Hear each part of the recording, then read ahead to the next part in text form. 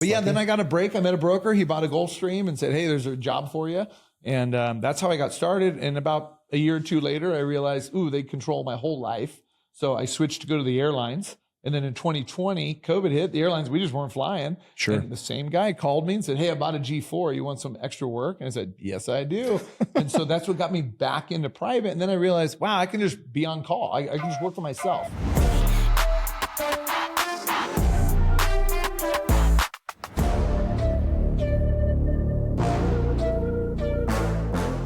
Hi, and welcome to the Flat Bell Investors Podcast. I'm Josh Siglowski. I'm Zach Spencer. Welcome. Josh, we are remote today. You can tell we're not in our regular digs. We are here in Salt Lake City at the Best Ever Conference, and we are blessed to be joined by a man who I look up to just because he lives an amazing life. He's always somewhere on a beach or flying somewhere. He's a private pilot and has been in the investment commercial real estate side too for a while. We're here with Curt Marker today. Curt. Hey, thanks for having me. Yeah. Good to meet you guys. You too. And come hang out in Salt Lake for a few days. It's a great conference so far. My first time here. And you got good weather too. First time here? First time in at the conference. I've been to Salt Lake. Conference. I love Salt Lake, but I got some good weather. I only brought like a light sweatshirt. So that's good. Glad it's not raining and snowing yet. Yeah, that's good. Well, it's March, so great weather for us, and appreciate it. So we met in San Diego at a friend of ours, mastermind that focuses on health from the inside out, focusing on how to round out that side of our lives. Tell me a little bit of, we met in San Diego. Like I say, that's where you're from, right? Yeah, You're born and raised San Diego. My family's still there. It's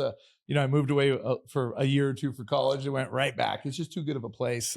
People say it's expensive, but you pay for the sunshine, Yeah. It was You grew up down there? Yeah, I grew up in Carlsbad. Okay. Great community. It's been growing. Love Carlsbad. My wife grew up in El Cajon, so until she was like 12 or 13, but we'd always come up to Carlsbad or Del Mar to like kind of visit when we'd go visit other family down in El Cajon. So it's such a great place. I mean, I love Del Mar too. It's the whole North County.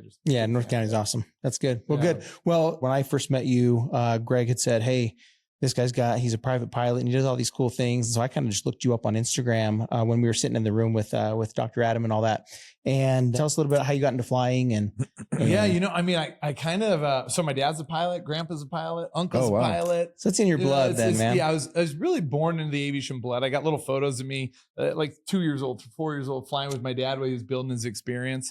And so I was really born into it, but I couldn't fly out of like high school because it's very expensive. And it was right after like about 9/11. I was starting to take a couple lessons and then 9/11 hit. And my dad's an American Airlines pilot, retiring in 2 weeks actually. But they took a big pay cut to save the airline, right? The pilots took 35%. And he's like, all that extra money I could help you with, I didn't have it. So I actually just went into finance because I just was good with numbers. I always like wanted to achieve more. I had some family friends that were kind of my almost second parents that I'd go on vacation with, and they owned businesses and real estate and had the boats and the jet skis. So it's just like I wanted more out of life. But so I fell into finance, and a couple of years later, just got kind of tired of working for other people. They were just breathing down my neck to sell more. And I'm like, hold on, I want to help people with finance. Only a couple of years into it, you decided kind of made that decision. Yeah, because I started out like in accounting, and then I was a controller for a company. I liked that. And then I went into financial advising, and it was about a year of that because I worked for Northwestern Mutual, great big company, but really they sell you on, hey, you're your own boss. You can make a difference in people's life, financial planning. That's, in my opinion, not the case. It's a sales job. It's a sales job, yeah. And I just said, this is, I would go to a family friend or a friend and get a financial plan, and they're like, hey, in 6 months, we're going to do this. And you're making a plan, a good improvement on their plan. And then your boss is going, that's terrible. I'm going with you to the next meeting and you need to close them. I go, no, I don't think it's right. Yeah. It's funny that I lasted 90 days with New York Life for that reason. Yeah, I was just like, wait, I thought this was like to help people. Like, I feel like I'm pushing on people, and they try to kind of brainwash you a little bit of like, no, you're helping people. That's not the way you're treating me. Like, you know what I mean? Sounds 100%. Like very similar. I lasted a little bit longer, probably because you just had a big learning curve, and some of the stuff was great I was doing. And then I just decided I'd saved up enough money. It's time to go to flight school, chase the dream. I knew I wanted to do real estate. So I was like, I literally called my dad one day, and it's on Sunday. I'm in a suit and tie, a client's late. And I'm like, my dad's like, hey, can you watch the house and my dog sit? We're going to Hawaii again. And I'm like, man, but tell me a little more about your job. And that's all he did. He goes, yeah, I make like $300 to $500 grand a year. And I go to Hawaii like 5 trips. I work 2 days, work 10, 12 because at that point he had transitioned. And who's telling you this? So my dad. Okay. So my dad was at American Airlines. Into... Yeah, growing up, he flew private. In the 90s, there wasn't as much money. There's way more money nowadays. flying private. So Yeah. you just go through a lot of layoffs in private. I mean, it's one of those Interesting. industries. A business will do really well, a development, they'll make money for 5 years and then go under. First thing to go is the airplane. Yeah, on sure. any downturn. So my Very dad true. switched over to American Airlines and just had a better life after that. I mean, that's really how I got my start flying. I called him. I go, yeah, I want to make, $300 to $400,000, but be able to do real estate and help people. Yeah. So run me really quickly through like a week in the life of Curt, like flying around. Yeah, Like, it's what great. does your week So, look like? I mean, right now I've got, I don't know, like a book of clients will say, it kind of varies. Some people sell airplanes and not. So they'll text me, like their chief pilot or whoever their person is will text me, hey, are you available these days to fly? And it's like, where's the trip and this and that. And because I have a book, some I got to turn down. And obviously I try and take the better trips or the trips that work with family life. There's certain things I don't miss at the family. Yeah, because you've got a kid now, right? Yeah, I've got two now. So I have a 4-year-old and a 7-month-old. And wow. I mean, I love them, they're great. That's good. I'm one of those people that don't need to be away. Like, it's probably nice once in a while, but I'm away a lot. So it's kind of Well, the sorry to interrupt you. Yeah, you're good. But no, the private plane industry has definitely increased in the last 5 years, right? Mhm. And so, like you're saying, like there's times you're turning stuff down. I'm kind of curious, like when you started, was it pretty tough? Like, what? And how long ago was that? 10 years ago? Yeah. So like, let's see, I got all my commercial licenses in 2010. And when you start out as a new pilot, it's a really hard break-in industry. So how I broke in was I ferried airplanes for brokers selling small airplanes to business owners or whoever. And I ferried them all over the country. So you just go drop them off. Drop them off. Yeah, One way, cool. take an airline, go pick it up, bring it wherever. Yeah. I was good at it. I mean, I had a lot of, I dealt with a lot of weather and maintenance issues. So like I got really good experience really quick. Yeah. Rather than most people just teach other student pilots and you're literally just going around the airport doing maneuvers and it probably gets really boring and old. Yeah. I didn't do that life, Yeah, that's But yeah, lucky. then I got a break. I met a broker. He bought a Gulfstream and said, hey, there's a job for you. And that's how I got started. And about a year or two later, I realized, they control my whole life. So I switched to go to the airlines. And then in 2020, COVID hit, the airlines, we just weren't flying. Sure. And the same guy called me and said, hey, I bought a G4. You want some extra work? And I said, yes, I do. And so that's what got me back into private. And then I realized, wow, I can just be on call. I can just work for myself. I have That's the airline cool. backup job that I don't really work, Yeah. but I might as well fly private because it pays well. I'm good at it. Know how to deal with high net worth people because it is trickier. A lot of people just, don't realize that they're on the business mode almost all the time on the jet. Even if it's their vacation, it's like the guys are always, they're working. They're working. Guys or girls, I should say. I fly for many females that do very well. It's a different industry. I mean, I love it. I'm not saying you're dealing with all good people. I don't fly for the ones that are rude or unprofessional, but it's a very interesting industry. Cool. Have you picked up any, rubbing shoulders with some of these high net worth, you got multimillionaire and billionaire clients that are flying? Yeah. Anything that's rubbed off? Yeah. I mean, I fly for a lot of like tech or private equity, but I will say like when they're in the right mood, I've had a couple clients that just are great people and they'll come up to the cockpit, ask about the family, how the business is going. And a few of them, they'll sit up there for an hour and a half. And these are literally billionaires that are our ages. And I get to hear how they built and I get to ask questions. So one of my favorite questions is like to be direct because you don't know how many minutes you got. So it's For like, sure. What is your biggest asset or what made you break? Like you can go, make your business get bigger. Like what was the big turning point? And I think I hear it around most of them. One in particular that's done very well. And he said he hired every single person that ever worked for him. Not his HR company, not this. He goes, they may do the preliminary. He always had a meeting with every single person. And what I found interesting was he said he only hired former college athletes. Interesting. Only. He goes, because they're competitive. And they didn't have to be like the best, but it's like, if you competed in college, that means you went above and beyond high school, like you do it for social. College is like, oh, we're serious. Yeah. And then after that meeting, I'm kind of attracted to those people too. Like Greg's, that our mutual friends and athlete. He's really involved with health and those things matter. Yep. They matter for me. So why shouldn't they matter for my partners or my staff? That's an interesting takeaway from somebody who's on that high a level. I mean, I've flown private a couple times and I could tell based on what you were saying too, you're definitely building that relationship because not like anyone can fly a plane, but obviously someone that's licensed or whatever, but the people that keep calling you back is because there's a relationship there. Not like, hey, this person flies really well. Yeah. It's like, they get you where you want to go, but you treat them. I'm sure you treat them well. Cause I know at the very beginning of when the pilot will come back and kind of chat with you, you can kind of tell the ones like, I really like this person, and there's something you probably it's kind build of over time. relationship building. It is. And I tell pilots that, ask me like, hey, what's the catch to break in. I go, honestly, this job's 10% flying. Is it important and safe? Yeah, it is important. Yeah. But it's the rest of the stuff. Sure. And these people are very busy. So if you can stand out, just like in any business, how do you stand out against your competitors, right? Yeah. And it's like, I handle them with care, go the extra mile. I help with privacy. Like that's a big deal. When you're dealing with high net worth people, they like privacy. So you got to kind of understand that. But yeah, if you're good at the job, it pays very well, creates flexibility. I mean, I get so much downtime to work on real estate as That's well, cool. which is like a passion. It's a pretty cool gig. Let's talk about that passion a little bit. Yeah. So what in your life, I mean, you see you have Captain Capital as your company. Yeah. What percentage is on the real estate side and in what real estate, and what percentage is kind of the private flying company? Yeah, I will say now that the real estate, so I've been in real estate for 10 years, started with flips and small multifamily, got a couple mobile home parks that I'm finally selling that I'm very happy about that. That's where I started. I'm glad I sold those two. There you go. So I'm in escrow, so keep your fingers crossed. There you go. In 2 weeks. Like a love story of most investors is that's how you start, and you kind of work too hard in the beginning, and Yeah. you kind of get screwed by probably a couple partnerships that I'm exiting and whatnot. Yeah. And you find the people that mesh.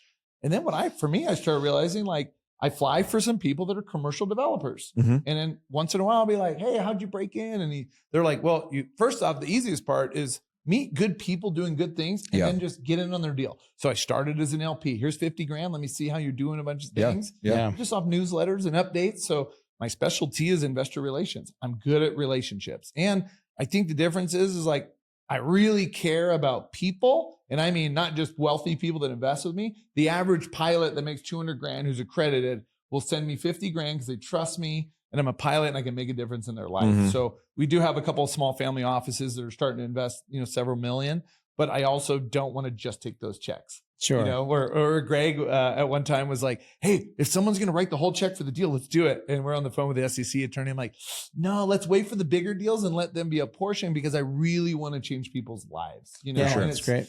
For me, I don't need a jet. I fly them. They're great. It's cool. But like, I don't want to work that hard. I really want to focus on family and health and going on Yeah, when you got 2 little vacations. kids, so that's you're right in the thick of that. So And I think there's some people chasing money. I'm just chasing freedom and family time, really. That's awesome. You know? How long have you had that mindset and direction? Recently? And Yeah, I'm kind of know, curious on what the I- event that you guys were at and how that's changed your life as well. It's a great question. I'm one of those people that love learning. I think my mindset continues to grow.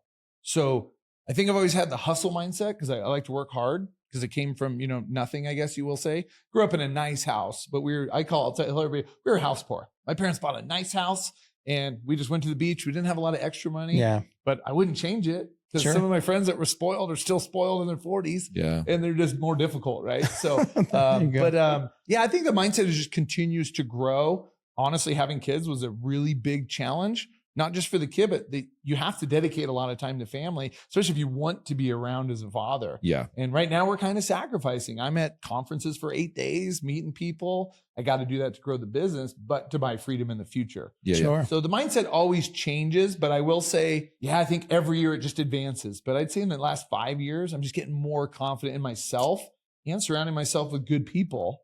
And it's like, you can learn from everyone, good or bad. Yeah. Mhm. So I love learning from not just real estate guys, it's business owners. Like, what are they doing in their systems? I'm really working on the system now Yeah. Yep. to just kind of make my life So easier. important. Hey, I've got a funny question to change gears just a little bit, but a lot of people, when they talk about flying private, they go, okay, how much does that even cost? So Josh and I are going to go, let's say we're going to take our wives, kids, maybe 8 of us Okay. total here from Salt Lake. And where do you want to go, Josh? I just went to Cabo 2 weeks ago. So You wanna go back? I have the wanna idea go of what back? that costs. Yeah.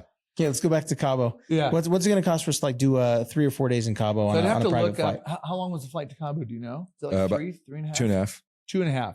So 2.5 hours, you got 8 passengers. So you need like basically an 8 to 9 seat jet. Let's say a mid-size jet, Mid-size. right? Like a Challenger 350 or a Latitude. Rough guess. I mean, you're still looking 2.5. You go for 3 days. Sure. Mhm. You can Yep. probably keep a jet there. It'd be more cost effective. If you go for a week, a lot of times they'll do it one way and then a one way back. Yeah. But 3 days, they'll typically just leave the crew. And they there. don't have parking fees or something like that. You Yeah, just yeah. I think Cabo's running like 2,000 or 2,500 for to park your for jet about there. 3 days. It's like for paperwork and handling. I bet you 2.5 hours Challenger. I mean, you're running like $7,500 an hour, maybe $8,000. And a lot of the things is like, people comment like, oh, that's expensive or it's cheap. It's like, I've been in the business for 15 years or more. So I just know the right people to call too. Yeah. And I'm a broker myself. Yeah, you're probably running, 30 grand each. You're probably 60 grand all in. That's be pretty for a rough weekend guess, there and but back. Okay. Yeah. Well, now if you're looking at flying private, you know what kind of savings you got to have. So Yeah, and it's tricky because you got light jets, you got ultralight jets, Yeah. you got large cabin that are Gulfstream, up to like 18 people on a 550. They all just based on an hourly range. But if you wanted to go somewhere short, a lot of people are like, I really like to experience a jet. Well, I'll tell you, I'm based in San Diego, right? San Diego to Vegas and back, I could pretty much do it for $8,000 if it's one day, for 5 to 6 seats. And it's like, okay, if you got 6 people, now you're getting a little more affordable. Yeah. Like to an extent, it's different if it's like, hey, you want to go to Europe? Now you're looking at 250 grand, 300 grand. Yeah. It's just, it's all based on the size of the jet. The bigger they are, the more expensive they cost to operate. Sure. And the way I have seen it, and I've done it twice, so I haven't done the private thing a lot, but like when you say, a lot of people I've always said it's expensive. Even when I was paying for it 2 weeks ago, I was like, man, that's a lot more than I normally pay. But when I went from economy to even first class, I was like, did I really need that? But then just last week I was in Phoenix and we decided like, hey, we're just going to be in the back, just keep the family back there. It's an hour and 20-minute, 10-minute flight. And I'm a big guy. And I was like in the back, like, should have just paid the little extra for first class. And the thing is, back then I used to think like, that's not worth it to be in first class. Then you're in first class and you're like, then it's the same mindset sometimes like, well, it's kind of expensive to go do that too. But like you said, before we even started the show, is like, that's a lot of people's Uber, like meaning like it's easy for them. Even when we went to Cabo, I've been to Mexico a dozen times and you go through and it's like a 50-50 shot on if customs is going to be backed up for an hour and a half. Yeah. Cause sometimes you walk right to the front of the line and there's nobody in customs. It's 50-50 shot. Or you get there and 5 flights have just landed and there's 300 people in line. You go, oh my gosh, we're never getting out of here. Cause when I went to Cabo this time, it's the first time I went private to international. The other time I went private was to Houston. And it's a different it's a different place they land. Where they land the regular commercial flights is about an hour drive in after customs.